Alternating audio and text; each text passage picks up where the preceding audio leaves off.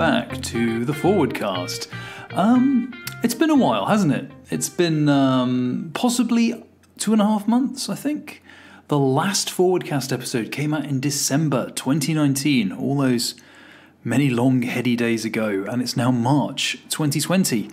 Yeah, it's been a bit of a gap. Sorry about that, guys. What happened with me basically was life. I got these 2 upcoming episodes recorded at the end of December, beginning of January with Martin Haugh, and also with Fifth, who's going to be the episode who's coming up soon. And then life happened. I had to move out of the place I was living, relatively short notice. Things went very well for me at work, but that meant I was basically travelling a lot. All of my stuff went into storage, which included my Yeti microphone, all the stuff I used to make the Forwardcast. And I have just been run so ragged these past 2 months that I haven't had time to sit down and edit these episodes. I've been able to do the uncultured episodes because that's easy. I just kind of dial in remotely to those, talk for 40 minutes and then leave. But when you've actually got to edit the podcast and sit down and work through all the edits and do that, it's a lot more mental energy. And I've either been on the road and away from all my editing gear, or I've been either working on stuff or between locations and unable to record. I've been trying to keep up, my apologies to the patrons as well, I've been trying to keep up with all the Q&As I usually do on Patreon, and I just haven't been able to. Now hopefully everything's going to be soothing down. Life is steadying out a little bit. It's been a good few months for me, hopefully, and it's going to, build all the energy I've expended these last 2 months is hopefully going to bear fruit. Because, one of the things about the Forwardcast is it's all about building your exJW life, after you leave the witnesses, and sometimes you need to invest some time and some hard grind in order to give yourself a foundation to build on. But hopefully things are coming back to normal. You will see a more regular flow of Forwardcasts to you. My thanks to all the Patreon crowd who've stuck with me these past couple of months, and my apologies because I know some people probably thought I was finished or just walked away from this and stopped their Patreon support, which is I completely understand. I totally get it. I did not communicate well what was going on with me, so it might have looked like I just kind of wandered away bored from this podcast, which really isn't the case. I just had a couple of those crazy months. So I just want to say thank you to everyone who has been supporting on Patreon. I want to apologise to all the people who didn't get their Patreon rewards in terms of Q&As answered. And also to say hopefully we'll be picking up the pace in terms of the content coming to you, both in terms of the Forwardcast episodes and also in terms of all the Patreon extra stuff. But we'll get onto that later. So, after many months of delay, I would like to welcome back to the Forwardcast for his second appearance, I believe the only guest so far in the history of the Forwardcast to have been on the show twice, Martin Haugh.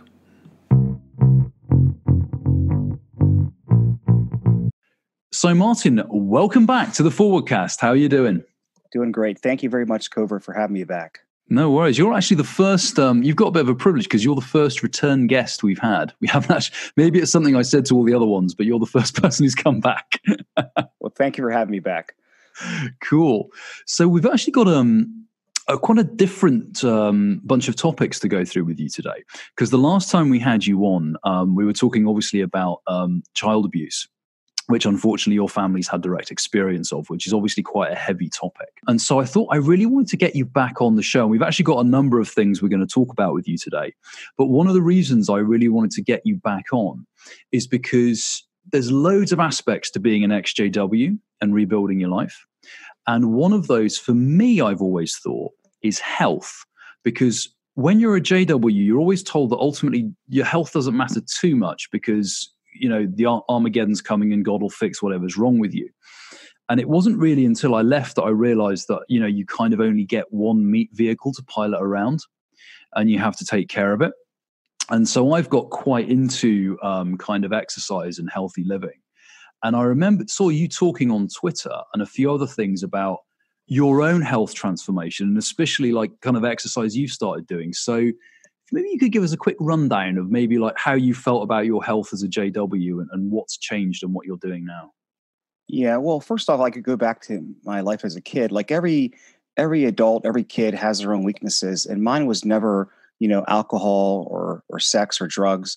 Mine was always food. So like my parents always had alcohol in the house. I never once touched it, but I'd always went for the pizza or the pie. So from the time I was a little kid, I was always overweight. I always struggled with my weight, but I was always reassured and told that, don't worry about it. It's temporary. Focus on spiritual things. So I hit 200 pounds at about 14. Now I'm only 5'7" or 170 centimeters for the people on the metric. So I was about over 100 kilograms at 14, only being 170 centimeters tall. And, so I was pretty obese. And, at 16, I decided, hey, you know what, I'm going to start to get back into shape here, get in shape for the first time. So I actually started running and lifting weights when I was 16. I did lose about 20 pounds. I didn't get under 200 though. I lost about 202, 201. And then I was a regular auxiliary pioneering, and I didn't make my time the 1 month. And an elder kind of talked to me, hey, you're auxiliary pioneering here. You got to focus on your time. So I kind of let myself go again. And when I graduated at 18, I was about 225, or I think that's about would that be like 110 kilograms around there? And so I was always, pretty overweight. I got married, put some more weight on. And then in 2005, I was up to about 275 pounds. So that's where I was. Now my wife and I did lose some weight in 2005, 2006, but then eventually it just went right back to where I was. So again, I've struggled with this my entire life.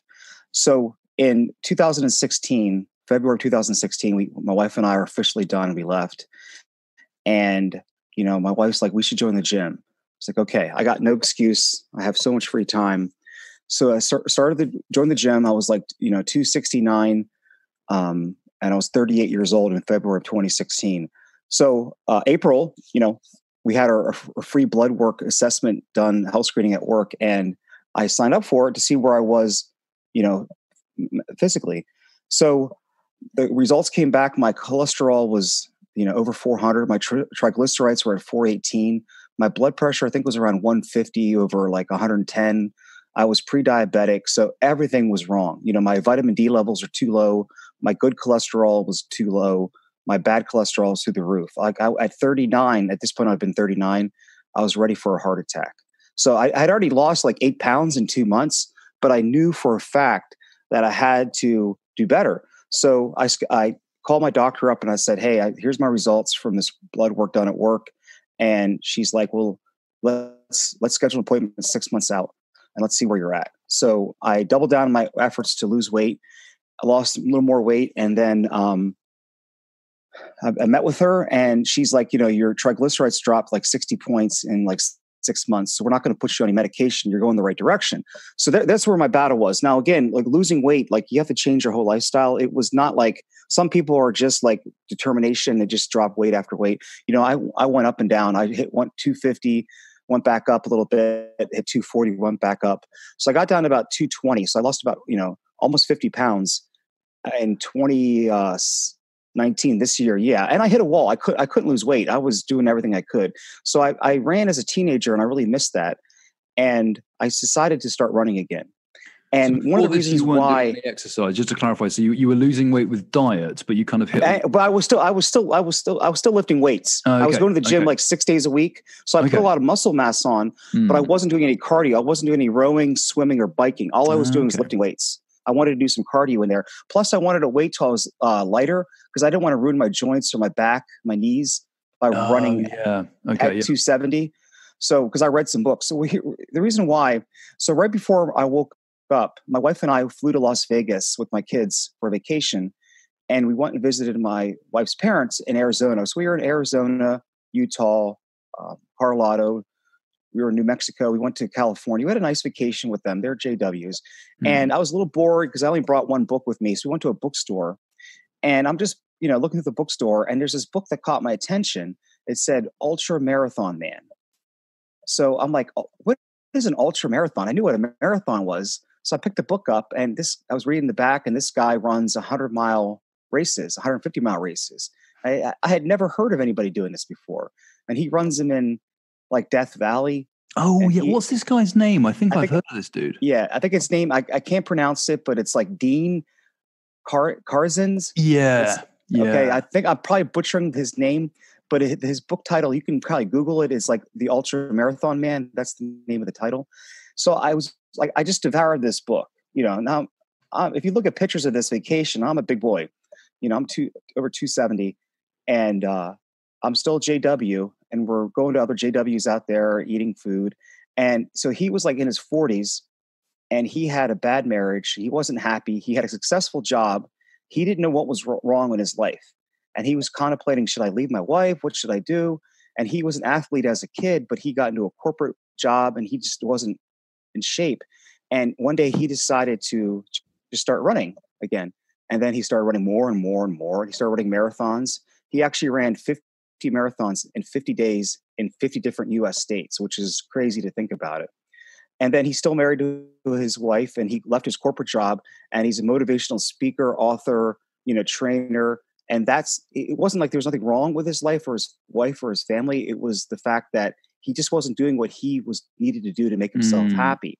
And that really made me think this is right before I woke up, but I'm reading this book and I'm like, well, we were always told as Jehovah's Witnesses that if you're not happy, you're not doing something right in Jehovah's organization. Well, maybe it's not that. Maybe it's your job or career, or you're not actually helping people. So that really was I think that book really was a factor in helping me wake up at that time, because I was reading it out in Arizona. So come to this year, February of 2019. Now I hit 220. I'm 220 for like 6 months. I hadn't lost a pound, and I'm really mad at myself. So I'm like exactly 100 kilograms. I could not break that 100 kilograms wall. And at the gym, I'm like, let me get on the treadmill. And I only did 5 minutes. That's all I did, at like 3.5 miles per hour. I don't know what the kilometers of that is. I can't think right now. It's probably about 5K, I think, but I'm not sure. Yeah, you're actually right. So the next day I did 6 minutes, just bump it up a minute. The next day I did 7 minutes, then 8, 9, 10. And then I started, when I hit 10 minutes on the treadmill, I bumped up the speed to like 4 miles an hour, 4.5, 4.6. Then I got to about 6 miles an hour on the treadmill, and I was just bumping it up like a tenth of a percent every day, just 1.6, 0.61. Then I got to 30 minutes on the treadmill at like 6 miles an hour. And I'm like, hey, you know what? I can run. I can do this. I just started little bits, So May of this year, I'm like, I hadn't actually done a road race in over a decade. I haven't ran on the road. I'm 42 now. So I ran a mile outside, and I thought I was going to die, because it's harder to run outside than it is on a treadmill, because you have weather, you have sun, you have to go uphill, downhill. So I'm like, I'm going to do it the next day. So I just did another mile the next day. And then eventually by the end of May, I did a 5K, which is 3.1 miles. Never ran one. It took me 36 minutes to run a 5K, but I finished one, and I thought I was going to die, but it was like painful, but also exhilarating at the same time. It's kind of hard to explain. But then now I have a goal now, because, as Jehovah's Witnesses, were told to have goals. And then that's my whole training, get baptized, go to Bethel, be a pioneer, have a study, have 2 studies, So now my next goal was, hey, I'm going to run a under 30-minute 5K. So I kept trying. And July of 2019 of this year, my wife and I entered a US Roadrunner race, just like a local race, you pay like $25 on a track, and there was about 30 people. And if you flash back to when you were in high school, Covert, did you ever have the races in high school with the other people, like for gym class? Or yes, we did actually. We had athletics and sports days, and I actually used to do some of the running, because it was one of the few things I could actually do. So yeah, we used to do that. So imagine the fat kids, the heavy kids. I shouldn't say the overweight kids. I was always the last person or the second last. So now I've done a lot of cool things since I left as Jehovah's Witness. I've gotten to speak out in all kinds of cool places. One of the most surreal moments of my life, there's like 25 people in this race, and she hit the gun, the lady, the timer, and we started running on the track, and I actually passed people. Ah.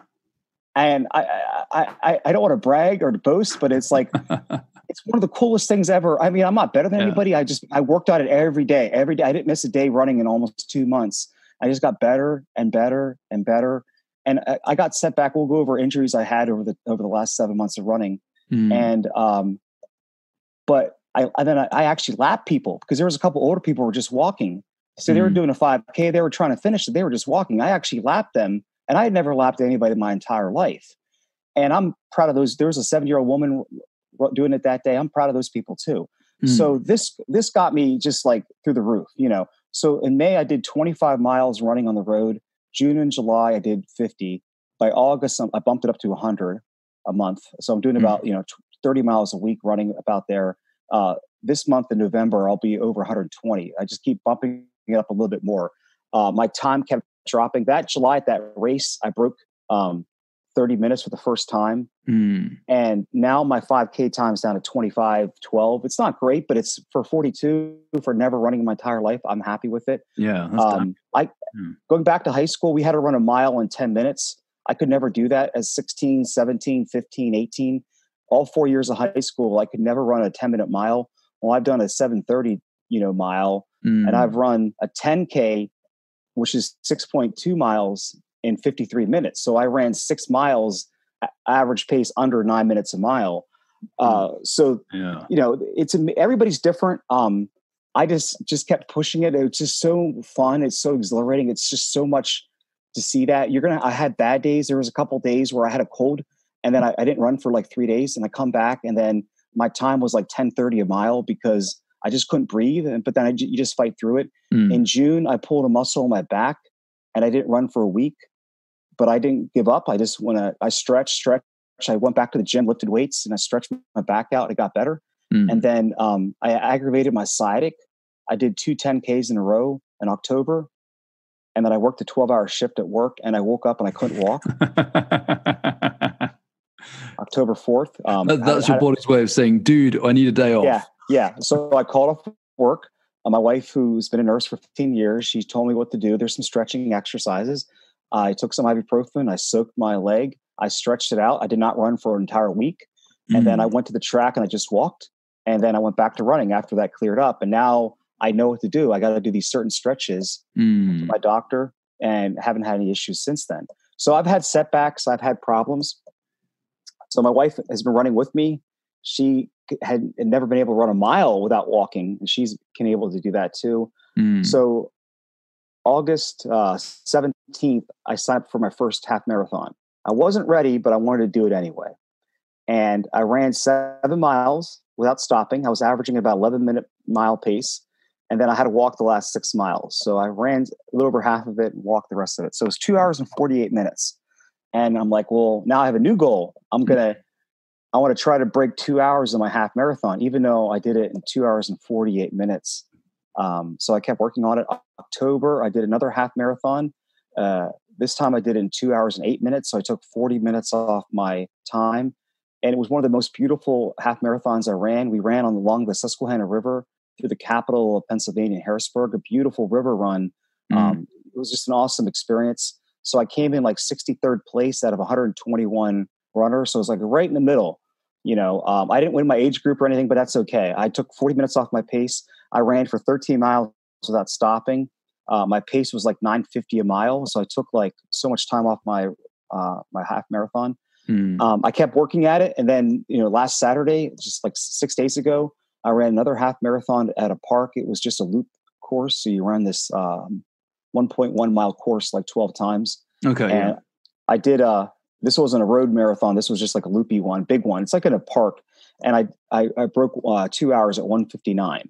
Yeah. So I averaged like 9:05, I think, or 9:07 a mile. So then my next goal now is, of course, a full marathon. And my wife and I signed up for the Pittsburgh Marathon, May of 2020. Okay. And we're gonna go by Charles's grave site after the race is over to pay our respects. So there's a load of questions I want to ask you about this, because what you said there's a lot in there. The first thing I'd like to ask, because obviously there might be a lot of viewers listening to this who are thinking, you know what, I'd like to get into shape and running sounds appealing. but I can't imagine myself just sitting out, just starting to run huge distances. So in terms of training, if you're starting off, just if you haven't run much before, or if you've run a little bit, but you've never even thought that you were ever going to run like 5K or 10K, what's the kind of training regime that actually gets you there? Did you use any apps to help you, or are there any videos or trainers you used, or any techniques to bear in mind? Yes, yes, and yes to all those things. So I watched a lot of YouTube videos. There's a app called Couch to 5K. I highly recommend it. There are some apps that you have to pay money for. Nike has a running app that I use every day. It tracks your overall pace, your daily pace, your monthly pace. It gives you achievements and records. It's free. The only problem is once in a while ads for shoes will pop up in that app, but some other running apps will charge you like $10 a month, or like 8 or 9 pounds a month. So I use this Nike app. The Couch to 5K is a great program. It tells you, I kind of followed it just to almost the letter because, my wife and I did walking. I kind of misspoke. I missed that part. Besides running on the treadmill, my wife and I went for like 3-mile walks and 6-mile walks before I was even running 5K. So I was running like 1 mile or mile and a half, maybe 2 miles outside. But before I even ran the 5K or 10K, we would go for a 3-mile walk. So, and we did a 6-mile walk, we did a 10K walk. So just little bits. I also would recommend, again, I'm not a trainer. I'm not a professional. I'm just an amateur. But if you have access to a treadmill, some people don't like them at all. But try to do a 5K on a treadmill first before you try on the road. Because the nice thing about the treadmill, you can set the perfect pace. On the road, you're going to go up and down. Yeah. So it helps you train your body what pace you need to hit your goal. I never actually ran a full 5K on a treadmill, but I think I did like 2.7 miles or 2.8, almost to 5K. But if I'd go back there, I would do it again. My first 10K I did on a treadmill before I actually ran it on the road. And, also stretching is very important. I learned the hard way by hurting my back twice. And I did do some core Pilates and yoga at the gym. And I kind of wish I would have did a little more of that before I started running, because I probably wouldn't have hurt my back twice. But I was still doing like squats are very important, leg work at the gym. You don't have to do a lot of weight, but if you're going to run, you need to build up your core. You need to build up your muscles too. I mean, running will strengthen all the muscles you need, but if your core is not strong enough, then you're putting stress on it, and then you're going to happen what I have. But what happened to me, but it wasn't like a career-ending injury. And the biggest thing I recommend is anytime, because we're not training for the Olympics, we're not training for the national team. We're just trying to get the best version of who we can be right now. Yeah. And anytime that I felt pain in my legs, like bad pain, not aches, I just stopped that day. Okay, that's it. I'm not going to push myself. There's been days where I was on a pace to break my 10K time or my 5K time, and I just felt a twinge or a tweak or something didn't feel right. I just stopped, because I'm not going to hurt damage for the long goal, for the long haul. I want to keep my body as best shape as I can. And the more you do things, the more you get in tune with your body. It's really weird to say, but you know how you feel that day, and you know what your body can take. So anybody can do it. Again, it doesn't have to be running. Some people don't like running, but they love like rowing. They love, going to the gym on a rowing machine, or rowing on a lake or a river. People love cycling, or, on the elliptical. Elliptical is good too, because it was a total body workout, but there's no stress on the joints because it's low impact. So whatever works best for you, that's what I would say. Yeah. And it's interesting. I mean, I think I would agree with you on because one of the reasons I got so into this is because I'm a runner as well. And it's always interesting to me. And I kind of like you, I came to it very late in life. And it's always interesting to me because I remember when I was first starting to try and take up running, I didn't really know what I was doing. And you telling me about the treadmill, I wish I'd thought of that, because my first instinct when I set myself a goal of, I'm going to run this far, I just took off really fast.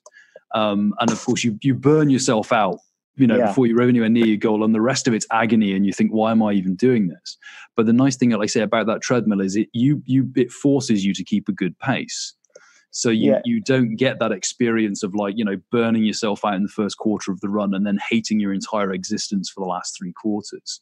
So I think that's a really good piece of advice. Yeah. So the nice thing about the treadmill, it is boring, but the nice thing about it, if it's like 40 degrees Celsius or like 95 outside, the treadmill is air conditioning. If it's below freezing, the weather is going to be the same if you join a gym membership. Also, besides running on a track, if you run any road running, you're going to go up and downhill. And it takes some endurance and some fitness to be able to run uphill. Even running downhill is painful on your quads. The treadmill, you can set it at 0 degrees incline. And then you can bump it up to 1 or 2 degrees if you feel like you can. And then if you get tired, you can take it back to 0. So to build that core endurance, that core strength, I kind of recommend a treadmill to start, because I ran on a treadmill for 3 months before I did my first outside road race. Yeah, because it's very much that kind of thing with running. I mean, I love it now, but I can quite see if I'd have been a bit stupider and I hadn't got myself used to it, I might have given it up. And I think that's a good idea for your first experience running. You want it to be as comfortable as possible, as easy to get into as possible. And then when you're kind of used to it, oh, I can do this. This isn't too bad. Like you say, then you can start taking it outside, start having variations in your, going up and going down. And by then your body's started to already kind of get into the vibe. So you're less likely to have that, that initial pain barrier is a lot easier to get through. Do you have a favorite? Do you prefer running inside or outside now? Or do you have like a favorite running route you like to take? I love running outside. I rather run outside if I can. I've run in the rain. The hardest is the wind. Okay. So yesterday was Thanksgiving, and I signed up for a 5K Thanksgiving run on the city island in Harrisburg, our capital in Pennsylvania. So there was 434 people entered that race, and it's chip timing. So your time doesn't start till your chip on your bib crosses the start line. Yeah, because they've got an actual chip in the clothing you wear, haven't you? So they're literally tracking where you are, so they can give you a very precise. Yeah. So it's some of these small races, these club races, they just, when you cross the finish line, somebody has a stopwatch. Some they actually have chip timing. So there was 434 people here yesterday, and it was brutally windy. We lost power here at our house. It was so windy. And I came in 97th place out of 434 people. I ran a 28-minute 5K, which Wednesday, the day before, I did a 25-25. So I ran 2.5 minutes slower in this massive race than I did by myself the day before. But I was happy because I came in the top quarter. I passed a lot of people. And also the first quarter mile, I couldn't run because it was so jammed up with people. And then the wind, running in the wind is brutal. Maybe some people like it, but if it's too windy, I won't run outside, because especially when you have a headwind, it takes so much energy and so much force to run in that wind. When we ran across the Susquehanna River, I thought I was going to get blown off the bridge, and it was bad, but I had a lot of fun. And the nice thing about running, or if you want to cycle, I would recommend, because we all have left this high control group, and we're all looking for friends, companions, part of a group. And the running group that I'm part of right now in Harrisburg, the U.S. Road Runners, it is an awesome group. Every time I've been there, I've met new people. I've changed phone numbers. I've met like 10 friends in just the last couple of months going to these races. There's an older woman. Her name's Nora, and she's in her 60s, and she walks all these races. So last Saturday, when I was doing my half marathon, she was doing her 100th 5K. Now, she walked it, but everybody knows her because she goes to all these races. I've given her high fives, given her hugs, and I never met her before July. And when she finished the finish line for her 100th 5K, everybody got around her and lifted her up. And it was one of the coolest moments. It was just really nice. I mean, now she wasn't there on Thursday. I didn't see her, but I saw some of the other guys. I saw my friend Greg, who I've run with.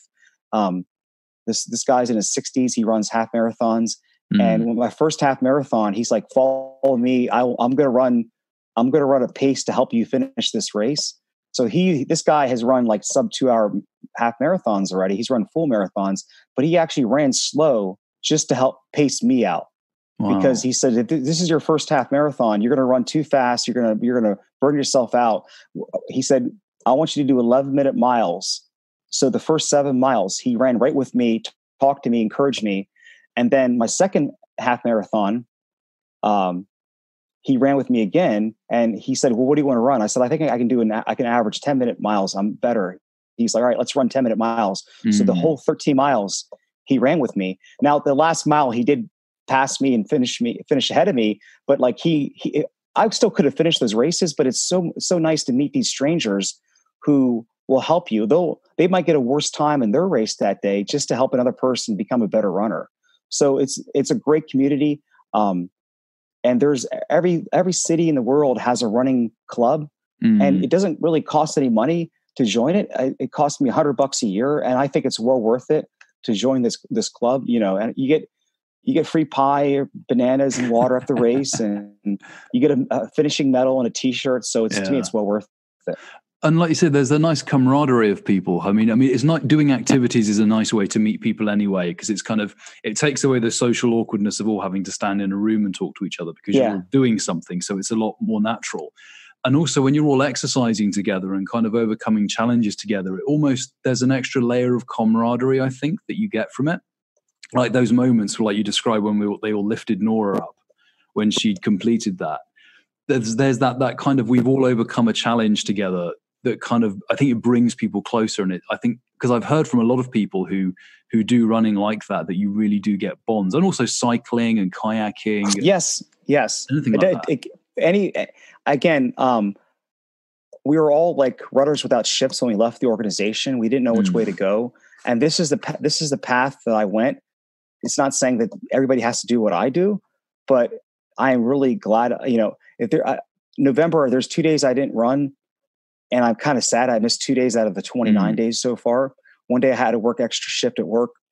The other day I just didn't feel good that day. But again, it's like my therapy every day. It clears the mind. It makes me feel so much better. And one more thing. I mean, since I started running in February, so I've lost 10 more pounds. And people think, well, you should have lost more weight, all that running. But the most important thing is, but my leg muscles are so much bigger. I've put more muscle mass on, and I've lost 2.5 inches off my waist in just 7 months. Nice. So I lost more, core fat than I did. So my weight's only down 10 pounds. I'm down to 210. I'm right now at 42. I'm lighter than I was when I was, like in high school, 18, or when I got married at 20, so I'm in better shape now. Yeah. So there's so much benefits, because one of the most number one risks of a heart attack is how much fat you have around your chest, because that's the bad fat. I mean, anybody can have a little overweight there. I just got my blood work done. My triglycerides are down to 206. So in 3 years, I cut my triglycerides down in half with no medication. This is just diet and exercise. And then my good cholesterol is up 20 points. My vitamin D is up. And there's one more benefit of aerobics that I didn't really think about. My blood pressure dropped. My blood pressure is about 110 over like 68, 70. But the nice thing is you can do all the weightlifting you want, but you're never going to lower your resting heart rate down. You have to do cardio, lower your heart rate. And your resting heart rate should not be in the 80s when you wake up. It should be in about 60s or 50s. And my resting heart rate was about 85, 88, which is not dangerous, but it's a little high. But right now, my resting heart rate is like in the high 60s. So just the fact that my heart has to beat less means that I just bought maybe another 5 years of life with my heart, because my heart might not give out as sooner. It's because, again, my triglycerides are still a little too high. But the doctor, again, I just was at the doctor this week, and he's like, we're not going to put you on statins because, again, every time I've seen you, it just keeps dropping and dropping and dropping. So, right now you're out of the danger zone. I just got to get it down to under 200. And do you feel like, because this is one of the other benefits I know that people who, I find this myself, and a lot of people who get regular exercise say it's not just the exercise itself, but they just feel like they have more energy for life in general. And they feel like even though life can still have its ups and downs, it slightly puts them in a better frame of mind. Have you found that benefit with your life after you've sort of taken up running and other forms of exercise? Yeah, it gives you endorphins. You get that runner's high. it gives you a purpose in life. It gives you focus and goal, and it helps you fight depression. Because again, all of us, ex-Jehovah's Witnesses, all of us who left maybe Scientology or Mormon or maybe an Amish or Mennonite, we could all sitting around the table and cry and whine. Oh, we lost our parents. We lost this. We lost that. We lost our job. We lost, but it's not going to do you any good to dig up that dead dog, so to speak, go in the backyard and just relive the pain of your dog dying. So you have to move forward. You have to say, okay, I can't fix what happened in the past. All I can do is just worry about me, my immediate family who left, and the future. Yeah. So that's my attitude right now. So again, will I ever be, a superstar athlete? Will I ever be in perfect shape? Probably not, because I still like to eat food. I ate a lot of turkey yesterday at Thanksgiving, but I don't eat as much now. I'm in more moderation. And, the one comedian who says it best, Jim Gaffigan, says, I hate working out, but at least I don't eat for 45 minutes, Yeah, that's a good way to look at it, actually. And the other thing as well, I think I was going to ask you, because when I very much echo that. I found for me running is almost meditation, and I'm quite lucky that the way I organize my time, I can usually run in the middle of the day. So for me, if I've had a terrible morning at work or whatever, I can get a run in the middle of the day, and it's almost like a reset. I come back from that and I feel like, okay, we can pick things back up again. I feel more grounded. I feel more centered. And one of the other things I do when I run is I actually listen to podcasts. Mm-hmm. And I find that for me, it helps me just kind of really zone in a really strange way. Do you listen to music, or do you listen to podcasts, or do you just run and focus on the running? What's your method for that? Both. I listen to podcasts and I listen to music. So I actually listened to your Uncultured podcast while I was running. I listened to Germ's interview when I was running. I listened, yeah. And then I listened to you did one more with Alice. I can't think of what it was. It was the last one you did with Alice. I just we did I think it was a listener question. Which one? Yeah. So I listened to that. I have also listened to lots of music, and there was a couple times running that I didn't listen to anything. I just wanted to think about stuff and plan for the future. And I'm working on another YouTube video right now. So a couple weeks ago, all I did was think about what my script's going to be and what I'm going to talk about. So there's days. The 1/2 marathon, I have AirPods, and the battery dies after about 2 hours. So they beeped like they were dying. So I put them in, and I let them charge back up, but I couldn't put them back in because I was like so focused on finishing this race. Even though I was just walking the last couple of miles, it was so painful to walk that I was like, I can't listen to anything. I just got to like foot forward, so. Cool. So I would actually agree with everything you've just said about running. I would echo, and also generally with exercise. I think one of the things people have to do is, and I know quite a few people like this, there's like some form of exercise they just can't do, but they find something that they do like. And I think with exercise, if you can find the thing you do like doing, it makes it so much easier to do that thing. So maybe if someone tries running and they're like, okay, this isn't for me, but maybe try something else, kayaking or dance. I mean, dance is a big thing that I know a lot of people have got into, and that's an exceptionally good form of exercise. Yes. And I think the main thing is just because the human body wants to move. We're built to move, We've got this massive evolutionary drive to almost be on the move. And I think because we all spend so much of our time stationary, it's almost like a subconscious level. We've all got this little voice at the back of our head that says, can we just take a walk? Can we go do something? And if you listen to that voice, for me anyway, I think it makes such a difference in everyday life to just, even if it's only in a little way, and obviously everyone has different health and everyone has different time, but if there's just something I think a person can do just to knock that exercise level up a bit, I think it just can make such a difference in everyday life. Yeah. So going back to when I left 3.5 years ago, watching so many videos on the internet about evolution, and because I knew nothing about it as a JW, and then one of the things that makes humans unique that no other animals in the world can. So cheetahs are faster than humans. Gazelles, deers. There's so many animals that can outrun a human, a dog, but yet the human is the only animal in the world that can run for long periods of time without tiring. The way our lungs and our chest capacity is, and the way our lungs, so all four-legged animals, their lungs hit up against the chest in the front, and it doesn't let them breathe right. So most animals can only run for a half mile, a quarter mile, a mile. They have to stop. They can't perspire. They have to pant like dogs. So humans the way we evolved as running animals, because we would run down these animals until they would tire out and then attack them and kill them for food. So that's the way humans are. So everybody can run. It's just how far, how much. But again, if you can't run, what I would recommend is just join one of these running clubs and walk them, because there's going to be walking people at every one of these. So people walk half marathons, people walk full marathons. So the New York City Marathon was the first Sunday in November. I was looking at the results, and the last place person who came in 54,000th place, he walked the marathon in 13 hours. He was I think he was 75 or 77. He finished it.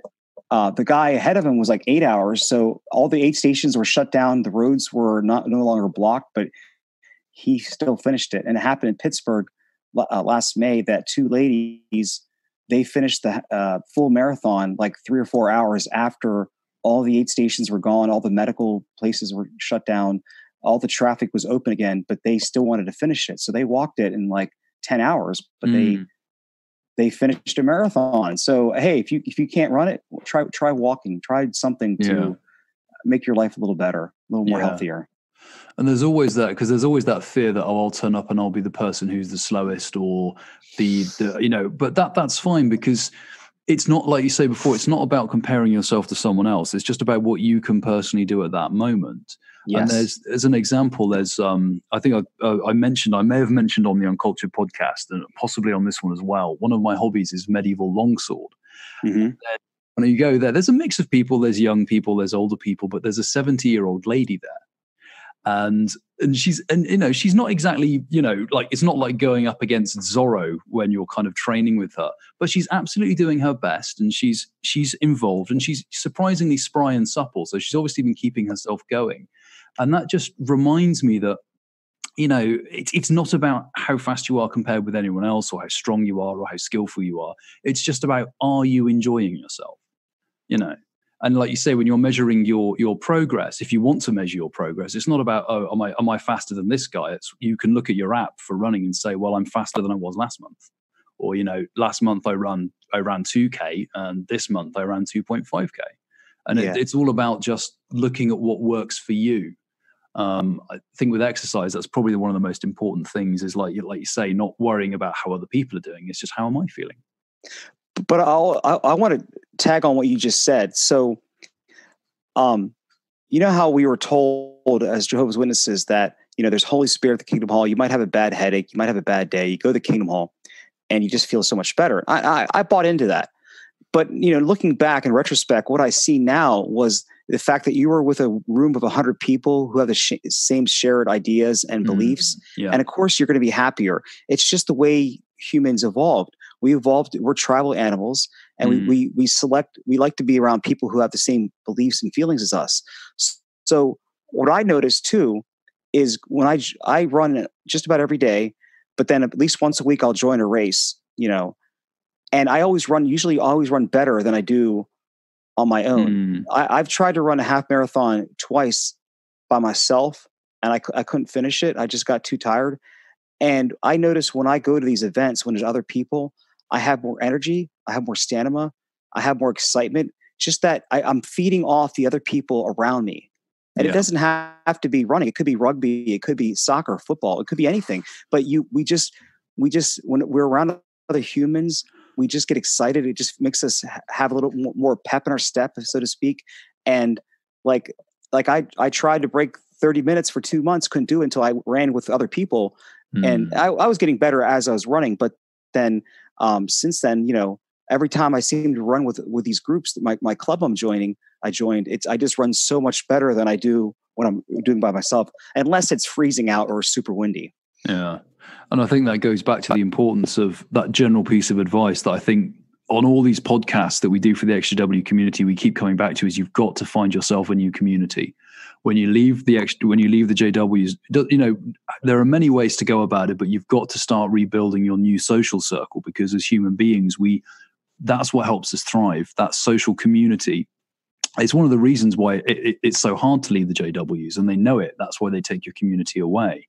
And so going out and finding a new community, and there's many ways you can do it. Like you say, you could, join a running group, join meetup.com, join an interest group, just talk to your work friends. Once you start building that community for yourself, it makes it so much easier for you to thrive in your new kind of post-JW life. And it's interesting, again, how many of these podcasts and the people I talk to, it's the same thing. It's like that's the advice they always have, is like, you've got to start building that new community up, because it will make a difference in your life. Yes. Yeah. So keeping with slightly the running theme and also the fundraising theme, there's something else that you've been involved with, which I didn't know until we were talking about setting this interview up, and you mentioned that you were doing this. You've been quite busy, not just on the treadmill, but also in the organizational sense, haven't you, Martin? Yes. So my wife and I, we started a nonprofit this week. So I love the way that's kind of casual. Yeah, we went for a run, started a nonprofit. It's just a normal day. So tell us about the nonprofit. Okay, so my wife and I, we were never allowed to donate money to charity as Jehovah's Witnesses. We were never allowed to volunteer, help our community. So in 2016, I told my wife, I said, I'd like to give back to the community, but what do I do? There's so many organizations. There's veterans, there's homeless people, there's troubled teenagers, there's battered women. There's so many different things to help. I was lost. So I donated to the United Way, and I gave to Make-A-Wish, and I gave money to the little, Salvation Army here and there, but nothing, concrete or permanent. So my wife and I said, we should do a fundraiser. We should raise money for a PMO JW teenager, or it doesn't have to be a JW teenager. It could be, Mormon kid who is estranged. It could be any kid from a high control group who wants to go to college, but the parents won't let them or can't afford it. And so we talked about this about a year ago, and we didn't know how to do a fundraiser. We knew no idea. So, everybody thinks about a golf fundraiser, which can raise a lot of money, but it also can cost thousands of dollars to, just to, rent the facility and do all that stuff. And I'm not a golfer. I've golfed a couple times. I don't hate it. It's fun, but it's not my thing. Yeah. So back in July, we went to that track about, it's a half-mile track by our house, and it's on a public park, and it's not like a running, it's a walking track through the park. So it's not like an oval, like a Olympic oval. It's just a half-mile track around the park. And the race was held there. And so we were talking to the U.S. Road Running Club that I joined later on. And, she was saying, we raise funds for all kinds of different things.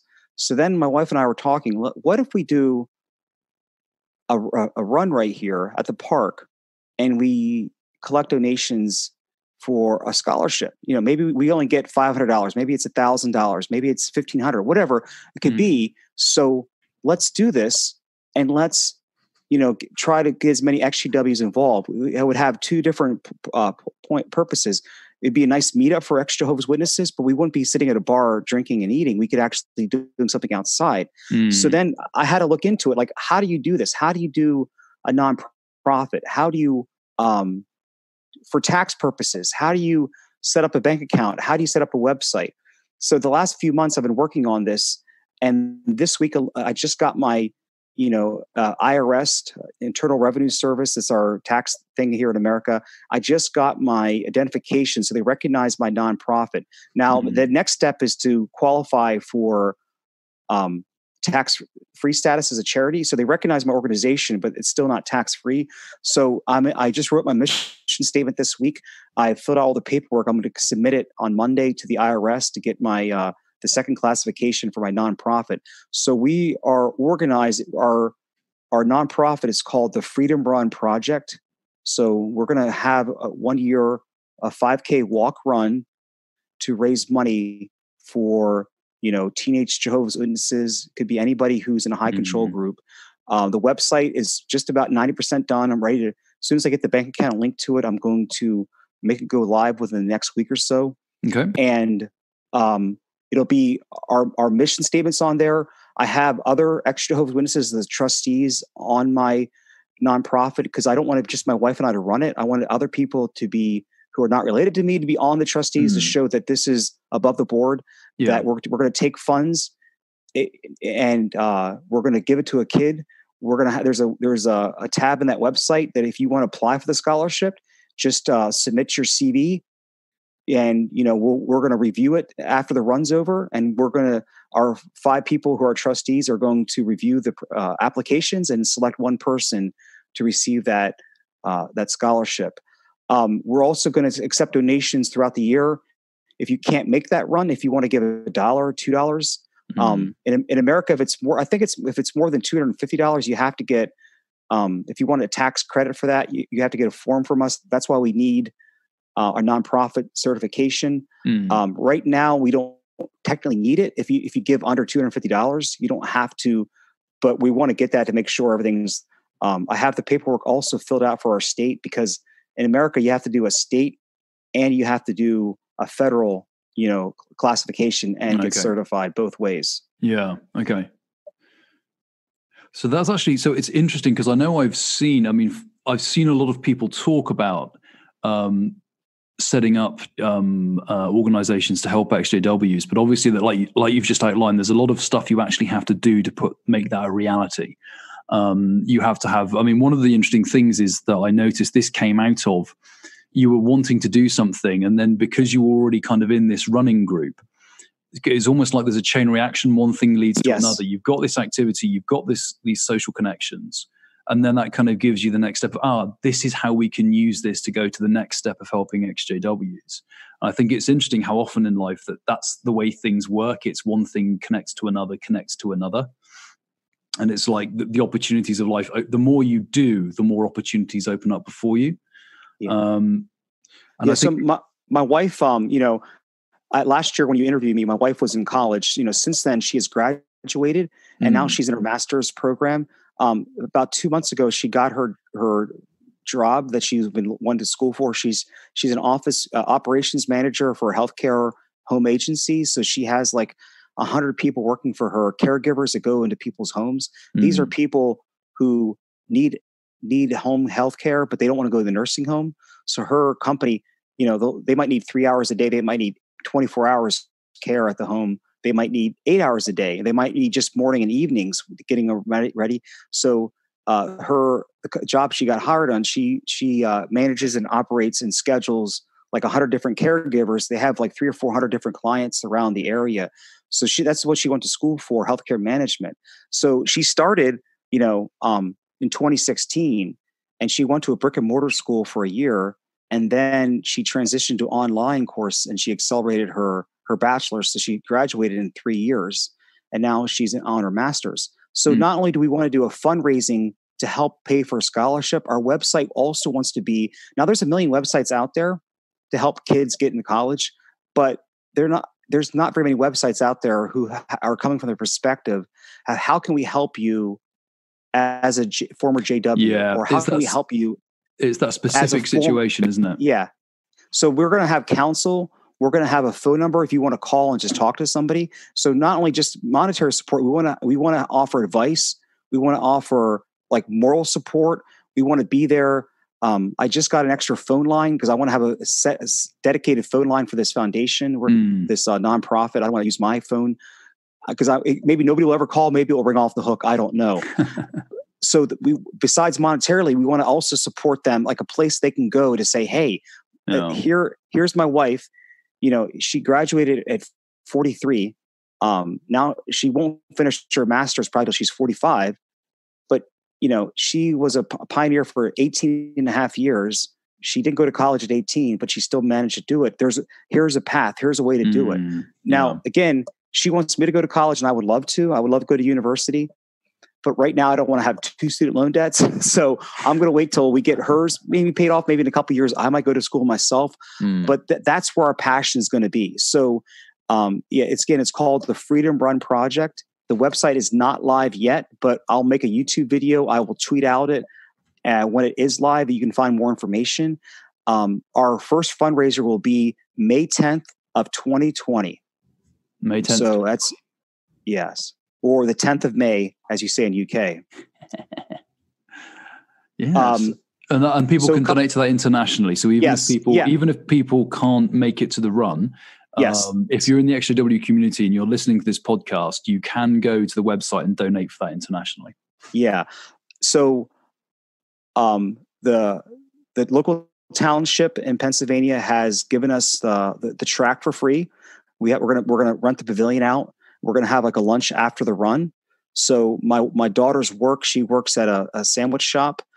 They're providing all the food for free for us. So there'll be beverages, refreshments after the race is over. So not only will it be a 5K walk run for JW teenagers, it'll also be like a little exJW meetup afterwards. And the goal is, if this is successful, to do this every year and maybe do more than one a year if it catches on. We don't have to do it in Pennsylvania. We could do it anywhere in the country. That's our goal. And maybe to help more than one kid a year, maybe 2 kids, maybe 3 kids. Because what saddens me is in 2016 when I left, I thought about how many scientists, how many musicians, how many doctors did we lose who could have been world-class physicians or engineers who could have made the next chip breakthrough or the next cure for cancer. But they never had the drive or the desire to go to college because they were told, don't do it. So Jehovah's Witnesses have a lot on their plate. Not only do they have the child abuse, the blood transfusion, the shunning policies, they've actually hurt the world by preventing their children from helping other people. They are being selfish, taking advantage of all the benefits that higher education, that college, that universities has given the world. So they have taken all that from them, but they have never given back to that community. They have never given back to here's our young people. Let's us help make the world a better place. And that's why, in some ways, I don't want to get off tangent here, Covert, but I kind of respect the Amish and Mennonite more than the Jehovah's Witnesses, because at least they live a simple life. At least they don't take advantage of all these technology that Jehovah's Witnesses do. Yeah, it's a bit more honest, isn't it? It's a bit more like, you can't decrying the thing, but then accepting all the benefits that the thing generates. It's like it's a little intellectually dishonest, and it's interesting because the exJW Reddit and other places as well, I do see so often these threads pop up from young teenage or a little bit older PMO kids who are like, they've woken up and they want to go to college, but they're not sure what's going to happen to them. Or people who are leaving a bit later, they're like, I'd really love to go to college, but I don't know how to go about this. So, and the thing with education is it's an investment in that person, like you say. The great thing with education is it then allows that person to flourish and give back to society. So they might become someone who, in the best case scenario, does something wonderful, like assists with a cure for cancer or discovers something or becomes a culturally famous musician. But even if it's just at the basic level, it might mean the difference between someone who struggles through life and struggles to pay their bills and someone who lives a life where they can pay their way and be happy and become a productive member of society. That's the wonderful thing about this idea, is it's not only helping that one individual person, but the effects of that person being educated will then ripple out into the rest of society as a whole, which is why I think the foundation is just such a wonderful idea. Yeah, they did studies that they've tracked families for more than 50 years, and they've found out that some families who've never gone to college, they're fine. Yeah, but most aren't. But that first child or that first son or daughter who has gone to college, when they've gone back and looked at that family, usually are economically 20, 30 years later, then their children, that kid who went to college, their children have a higher chance of going to college. And it's just a ripple effect. Every generation might be a little better. Now, sometimes there might be a regress, but it just shows you they can lift the whole family economically out, and they could have a much better standard of living and a much, easier life. Again, you can still survive without higher education, but your life will be more difficult. Yeah, and it's that, and I think especially it's that nice area of the great thing with this foundation is it's coming from the perspective of people who know what it's like specifically to go through that exJW experience or that teenager physically and mentally out thing, because there's such a big call out for that. It's the ex-cult experience is really only understood fully by people who've had it, and many people can sympathize and they can think, oh, that must be unpleasant. But it's only really when you've been through that experience, you fully understand. And for them to be able to reach out with the phone number that you guys are going to have and talk to people who have been there. So, as an exJW, you don't have to start the conversation by explaining about the governing body and disfellowshipping. Yes. You can just go straight into it. Yes. It makes such a difference, I think, to be able to help people. Yes, I 100% agree with you. Yeah. So the website's not up at the time of recording, but I think by the time of, I'm just going to say, if you check the episode notes, I think by the time of edit, it might be out. But if not, as soon as it is, we'll be tweeting out anyway, and I'll pop it onto one of the next Forwardcast episode that comes out where that website is up. Yes. I'll mention that in there. I did want to make it go. I have it finished, but I didn't want to make it go live until I had the bank account set up for the nonprofit, because I didn't want people not to be able to donate or check into it. And then I also wanted to make sure I had the park reserved before I put the date down, because I didn't want people to make travel plans and, hey, by the way, guys, we have to change the date. So I wanted to make sure all my ducks in a row before I made it go live. Yeah. And I think maybe, again, I mean, we've had you back on once, maybe in about, when we get close to the time where this is going live, maybe we could have you back on, because I think it would be interesting for you to talk about, 6 months, 7, 8 months into the experience, talk about how actually running this thing is and what you've learned from that. Because it would be great, I think, if we saw, more and more people from the exJW world understanding what it takes to successfully spin something like this up, maybe on their own projects. So that would be, if maybe we can get you back in a few months again. Sure. Yeah. So there's one other project you've got on, again, which I think would be good to discuss, because like I said, you're a very busy person. You're running, you're living your life, you're spinning up this foundation, yet somehow you're still finding time to sit down at a word processor and hit a word count. So what else have you got going on at the moment? Well, I'm writing my life story. So, funny thing about college. So my wife's cousins, who was never a JW, my wife's parents were JWs, but her rest of her family were not. So my wife's cousin works for New Paltz University. She's a recruiter marketer.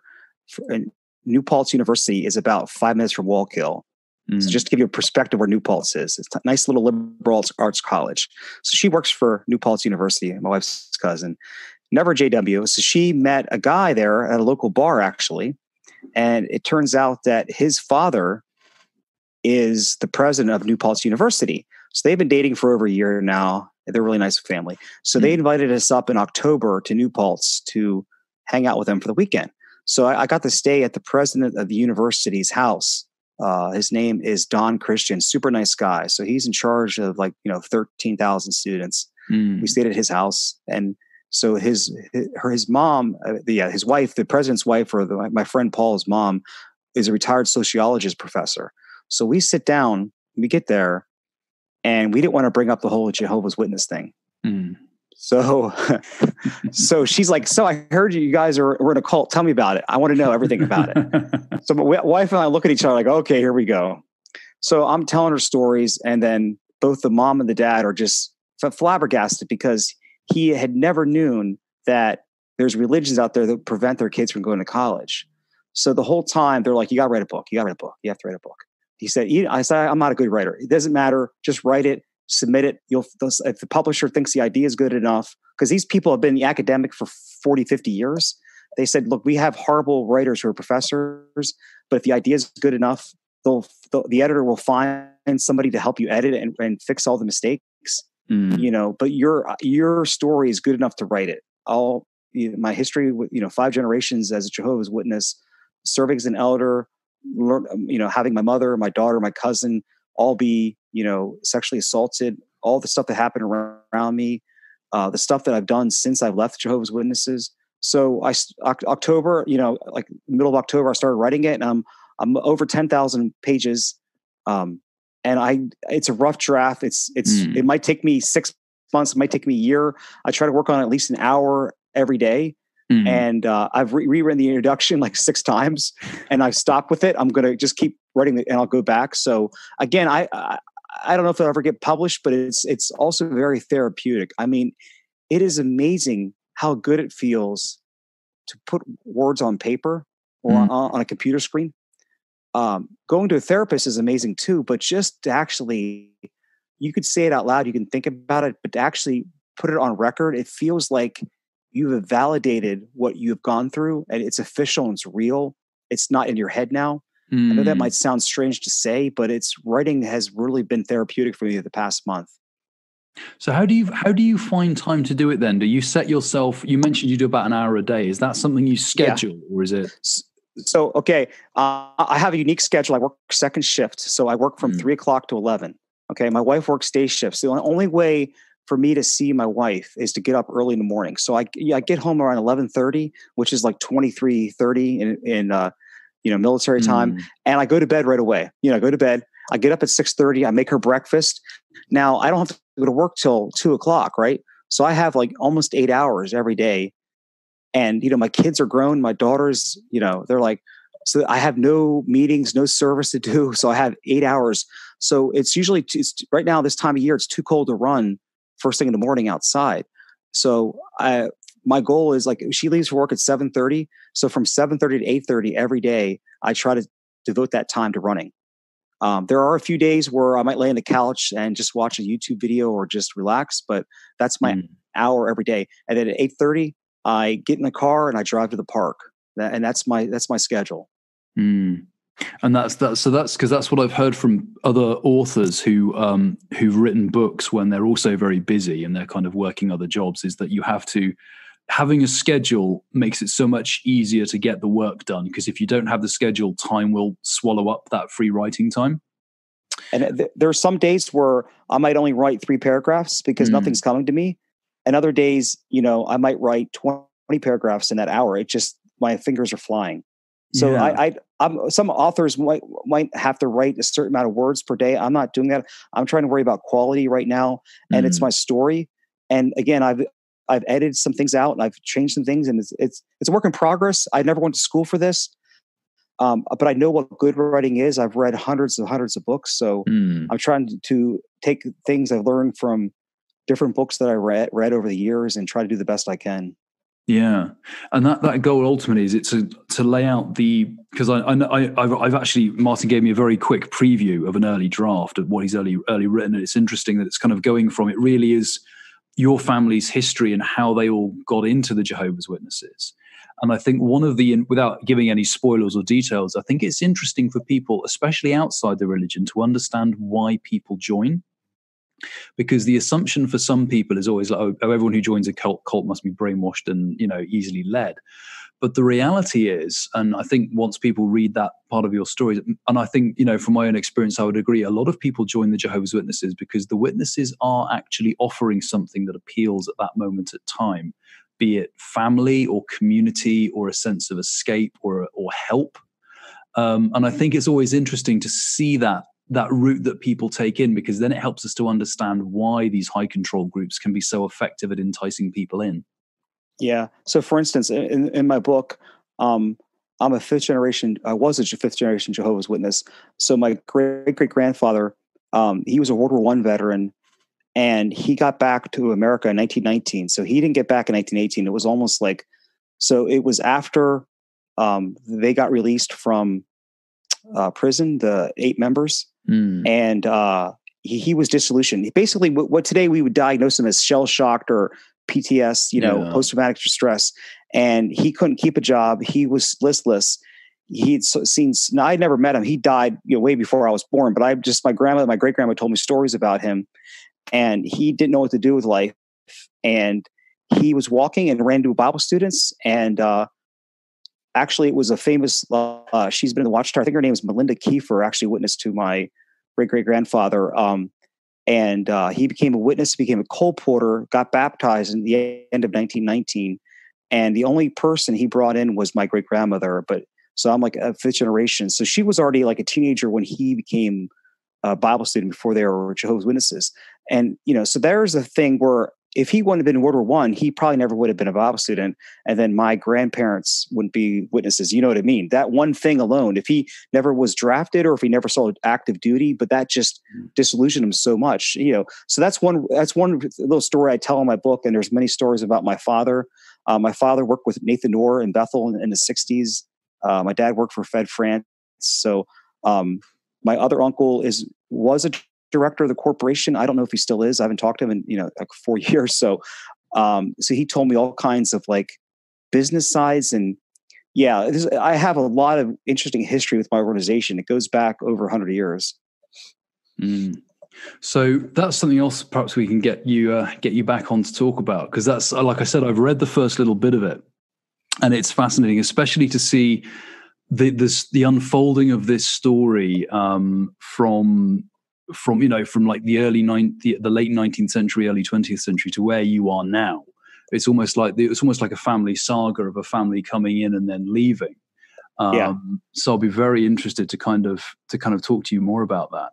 Yeah. And also one more little, I might've mentioned it last year, but like, my mom is truly brainwashed. I still love her, but I feel sorry for her. Like, she was sexually assaulted by her stepfather, but she was such a Jehovah's Witness that she would let us stay there, my sister, my brother, and I, at his house 20 years later. Why would you put your children in a situation where, you yourself were sexually assaulted as a teenager, but in her mind, she didn't see it like that. So again, that's going to be there are a couple things I'm going to tell the stories about. So the child abuse in my family for Jehovah's Witnesses goes back 50 years, 1968. Yeah. It's not a recent thing. People think, oh, this is just recent, just a couple of bad people. No, this has always been here. Yeah. It's just now finally coming to light. And that's because we were talking before we actually spun up recording, because there is absolutely a serious problem worldwide with Jehovah's Witnesses, but it seems like the congregations you are in seem to be, even for JW standards, you seem to be oversubscribed with child abusers. In a way that's really quite jaw-dropping. There's been so many cases that have sort of come out of your area and that continue to be uncovered kind of month by month, which is a bit jaw-dropping, really. Yeah. So since I recorded with you last year, I learned of 3 more cases that happened in my congregations when I grew up, that even though I wasn't involved. So somebody has come forward to JW survey and talked to John Wedgwood and mentioned my father's name. So my father wasn't the abuser, but my dad was on the judicial committee who disfellowshipped her, even though this young girl was molested by an elder in the congregation. So my dad is the one that kicked her out of the congregation. And the funny thing is, my dad, I talked to him one time in the last 4 years, and he acted like he's never heard of child abuse in Jehovah's organization, but they have selective memory. They'll just forget those things, even though it happened. So 1984, my father disfellowshipped a teenage girl for being a victim, not the actual person. And then my coordinator, well, actually, he's my presiding overseer. We learned there's 2 more accusations, of him growing up in another congregation I was in as a kid. So it's just sickening. The more I look into it, the more I can't believe that it took me till I was 38 to leave. Yeah. And again, I think it's one of those things that the more we uncover, the worse it gets, but also it kind of highlights the importance, I think, of the work that you're doing and the other activists are doing, and generally the push to make it harder for, groups of any kind to cover up this kind of thing. I mean, I know at the moment in the UK, we've got the ICSA investigation for Jehovah's Witnesses will be starting up very soon. And I'm sure in the UK, that's going to reopen the discussion of mandatory reporting and organizations that, do conceal this stuff, the legal consequences and et cetera. And it's clearly not going to be something that gets fixed overnight. But I think the fact that it's now being exposed means that the pendulum has swung, and there seems to be a gathering momentum behind the will to both drag this out into the public space and also to do something about it. Well, Martin, thank you ever so much for coming on the show. It's been great to have you back. Is there anything else you want to quickly sort of chat about, or any other places we can find you online before we sign off? Yeah, that's. I think I said everything I have to say. So I'm going to be posting another video about my family's experience at Bethel. This will be like in my book, but I want to tell. It's called Tales from Bethelland, a little silly video. Lloyd and other people have been doing very serious videos. I want to just tell a little funny stories that happen at Bethel, showing that it's not the house of God. It's just a place where a bunch of teenagers come. So I'm going to be posting that video. My YouTube channel is John Martin. I just switched my middle name to my first name. So we look forward to meeting something there. And you can follow me on Twitter at, I think it's Haugh Martin, Haugh Martin. And stay tuned for more information about Freedom Run. Again, it's May 10th, 2020. If you can't make it, that's fine. If you can send $1, that's fine. If you just want to come up and not run, but just hang out with Jehovah's Witnesses, you don't have to pay a penny. You can just come up and meet up other actually Jehovah's Witnesses there, eat a sandwich and talk, and we'll share stories. The place will be right outside Harrisburg, Pennsylvania. I should mention that. So that's where we're going to be running. So it's a confluence of two major highways.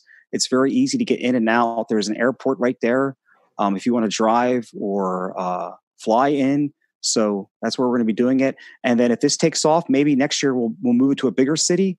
But we're going to start with humble beginnings right now. From humble beginnings, grow great things. Yes. Well, Martin, thank you ever so much for coming back on the show. Wishing you all the best spinning this foundation up. It sounds very exciting. And we look forward to checking back in with you perhaps early next year to see how it's going. Okay. Thank you very much. Thank you for having me.